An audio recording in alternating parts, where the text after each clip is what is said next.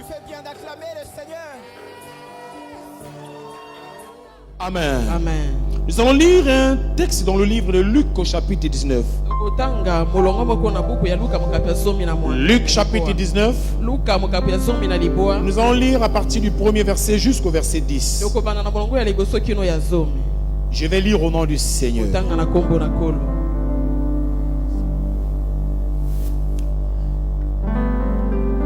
Jésus entra dans la ville de Jéricho et la traversa. Or il y avait là un nommé Zachée. Il était chef des collecteurs d'impôts et riche.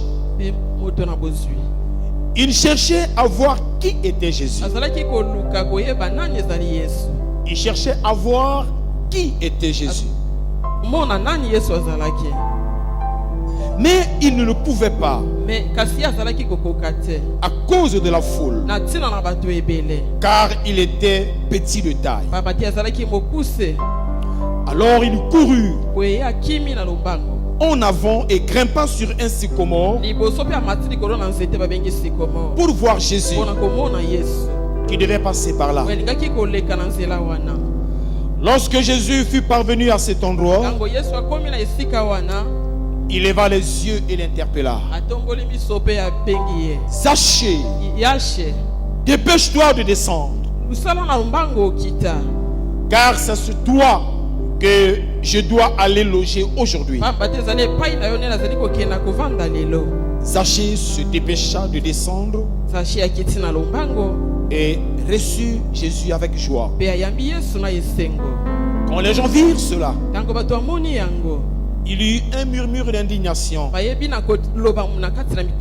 Il disait, voilà qu'il s'en va loger ce pécheur.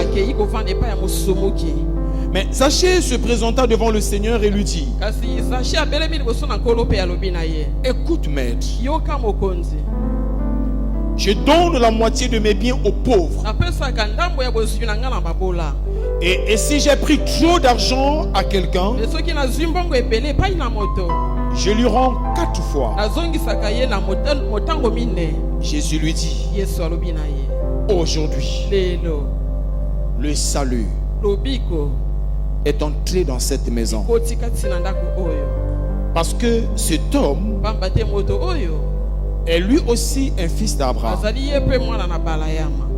Car le Fils de l'homme est venu chercher et amener au salut ce qui était perdu. Amen. Amen. Amen. Amen. Alors bien aimé, le sous-thème de cette 3e journée de notre croisade d'évangélisation, c'est le Fils de l'homme est venu pour chercher et sauver ce qui était perdu. Amen. Amen. Je disais le sous-thème de cette 3e journée, c'est le Fils de l'homme est venu pour chercher ce qui était perdu. Amen. Amen. Bien aimé, le texte que nous venons de faire lecture fait suite à une histoire. Alléluia. Amen. Ce texte, pour bien le cerner, fait suite à une histoire, disons le verset 10, si je vous l'ai dit, que nous venons dans lequel nous avons tiré le sous-thème de ce jour, fait suite à une histoire. C'est quoi l'histoire? L'histoire ici, c'est l'association de Jésus avec les gens de mauvaise vie. Sachez que le docteur Luc nous présente ici était un collecteur d'impôts. Si c'était aujourd'hui, on dirait que c'était un inspecteur des impôts. Et les commerçants sont mieux placés pour vous dire quelque chose sur les inspecteurs des impôts. Les inspecteurs d'impôts sont des gens mal appréciés par les commerçants. Les inspecteurs d'impôts sont généralement traités des voleurs. Parce que dans leur travail au quotidien, il y a au cœur ce que l'on appelle la corruption. Il y a aussi ce que l'on appelle l'acharnement. Et ici, on nous parle d'un homme qui était collecteur d'impôts. Cet homme n'était pas apprécié de la population.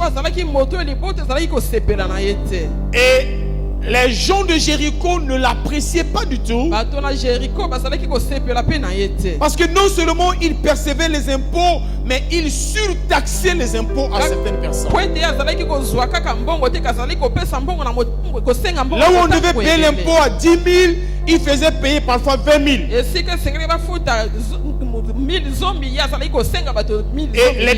les 10 000 en surplus, il les prenait pour lui. Et il allait reverser ce qui devait être reversé. Il prenait, il ravissait les biens des gens. Sous prétexte qu'ils n'avaient pas payé l'impôt. Il était mal apprécié par les gens de son époque. Et en ce temps, il était considéré comme une personne de mauvaise vie. Et dans notre texte, la Bible nous dit que Jésus, arrivant un jour à Jéricho, ville dans laquelle cet homme Zachée vivait. Et quand Jésus arrive à Jéricho, comme il y a toujours une foule qui le suivait, il y a toujours une clameur qui suivait ces passages. Il y a eu une clameur qui est partie. Les gens entendaient des cris. Et Zachée, le collecteur d'impôts, avait déjà entendu parler de Jésus. Et quand il a entendu la clameur, alors il a voulu voir à quoi ressemblait ce Jésus. Non pas qu'il voulait venir à Jésus pour croire en lui, mais il était venu par curiosité parce qu'il voulait voir qui est cet homme. Il voulait voir à quoi ressemblait cet homme. Mais malheureusement pour lui, il était de petite taille. Et chaque fois que Jésus marchait, il y avait une foule qui le suivait. Alors Zachée était défavorisé à cause des attaques. Tellement qu'il voulait voir Jésus. Alors il a mis en place une stratégie. Il a couru un inspecteur d'impôts, un homme riche, parce que la Bible rend témoignage qu'il était riche. Il n'a pas vu sa richesse, il n'a pas vu sa position sociale, il n'a pas vu son rang social. Il a couru en avant. Il est monté sur un arbre, parce qu'au fond de lui, il se disait, Jésus passerait certainement par ici. Et le passage ici, il m'identifiera. Et certainement, il voulait aussi bien le voir. Parce que celui qui est en haut voit bien. Il voulait voir à quoi ressemblait Jésus. Il voulait voir cet homme dont on a tant parlé. Il est monté sur ce arbre. Et par coup de chance aussi, Jésus devait passer par là. Et quand Jésus arrive au niveau de l'arbre, la Bible dit qu'il jeta ses regards vers là. Il a aperçu un homme perché comme un oiseau. Et il l'a appelé par son nom. Alléluia. Oh, alléluia. Il l'a appelé par son nom. Mais le texte nous dit que Jésus venait de faire son entrée à Jéricho. On peut se permettre de dire qu'il ne l'a jamais connu humainement parlant. Il ne se connaissait pas. Mais et pourtant, Jésus l'a appelé par son nom. Même si tu es cette personne rejetée par la société, même si tu es cette personne sur qui personne ne peut espérer, même si tu es cette personne qu'on ne considère pas une personne accusée par la société. Zaché était méprisé par la société. Zaché était accusé par les gens de son époque. Donc on lui avait donné certainement un nom. L'escroc, le voleur. Alléluia. Amen. Mais ce jour-là, quand Jésus l'a vu, il a appelé par son nom. Il dit Zaché descend. Alléluia. Amen. Voilà pourquoi je te disais, bien-aimé, ce soir, j'ai le réel plaisir de te parler de cet homme. Cet homme connaît tous les hommes. Cet homme connaît tout le monde. Cet homme est prêt à accueillir même les personnes les plus mauvaises. Zaché n'était pas une personne appréciable. Mais pourtant Jésus l'a dit, après l'avoir appelé par son nom, il dit Zaché descend. Parce qu'aujourd'hui, je vais loger chez toi. Écoute-moi, bien-aimé. Le monde peut te rejeter. Le monde peut te traiter de tout. Les hommes peuvent te donner un nom. Un nom qui te condamne. Un nom qui te culpabilise. Les hommes peuvent mettre un point sur ta vie. Les hommes peuvent dire qu'ils sont infinis pour toi. La société peut dire qu'il n'y a pas d'espoir pour toi. Mais j'ai une bonne nouvelle pour toi ce soir. Cet homme qu'on appelle Jésus, l'homme de Galilée, Jésus de Nazareth, il te connaît par ton nom. Il est prêt, bien-aimé, à séjourner dans ta vie. Même si les gens disent que tu es une prostituée, Jésus est prêt à loger chez toi. Jésus est prêt à habiter chez toi. Même si le monde peut dire que tu ne mérites pas l'approbation des hommes, mais Jésus me dit de te dire ce soir, il est prêt à loger chez toi parce qu'il te connaît par ton nom.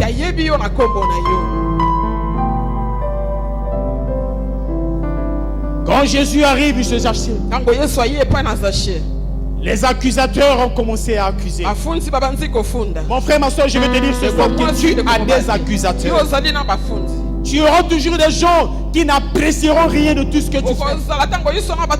Tu auras toujours des gens qui trouveront des choses à dire à ton sujet. Il y aura toujours des gens qui ne verront que ton mauvais côté, tes défauts, tes faiblesses. Mais Jésus, lui, il n'a pas vu le mauvais côté de Zaché. Il n'a pas vu les défauts de Zaché. Il n'a pas traité Zaché comme tout le monde le traite. Il a traité comme un fils d'Abraham. Il a dit je loge chez toi aujourd'hui. Quelqu'un dit Amen. Oh, quelqu'un dit avec moi bien Amen. Alléluia. Alors, regardez bien aimé ce qui se passe par la suite. Jésus, comme il connaît les pensées des gens, la Bible dit que les gens de Jéricho, ceux qui connaissaient soit disons Dieu, les religieux, peut-être les pharisiens, ont commencé à accuser Jésus. Il dit voilà cet homme, soit disons qu'il est fils de Dieu. Voilà cet homme, soit disons qu'il est le Messie, mais pourtant il va loger chez ce voleur. Il va manger dans sa maison. Il va boire dans sa maison. C'est quel genre de serviteur de Dieu qui s'assoit avec les gens de mauvaise vie? C'est quel genre de Messie qui mange sur la table des pécheurs? Et Jésus va dire, le Fils de l'homme est venu pour chercher ce qui était perdu. Alléluia. Amen. Je viens te dire ce soir que Jésus n'est pas venu pour les bons portants. Je viens te dire ce soir que Jésus n'est pas venu pour les gens sans péché. Je viens te dire ce soir que Jésus n'est pas venu pour les hommes parfaits. Jésus est venu pour les méchants. Jésus est venu pour les voleurs. Jésus est venu pour les pécheurs. Il a lui-même dit que le Fils de l'homme est venu chercher ce qui était perdu. Il n'est pas seulement venu chercher ceux qui étaient perdus, mais il est aussi venu chercher ce qui était perdu. Je parle bien français. Il n'est pas seulement venu chercher les personnes qui étaient perdues, mais il est aussi venu chercher les choses qui ont été perdues. Je te dis ce soir, ce que tu as perdu dans ta vie, Jésus est venu pour que tu le retrouves. Ce que tu as perdu dans ta famille, Jésus est venu pour que tu le retrouves. Les enfants que tu as perdus à cause de tes avortements, Jésus est venu pour que tu les retrouves. Le travail que tu as perdu à cause de tes péchés, Jésus est venu pour que tu le retrouves. L'argent que tu as perdu parce qu'on te l'a volé, Jésus est venu pour que tu le retrouves.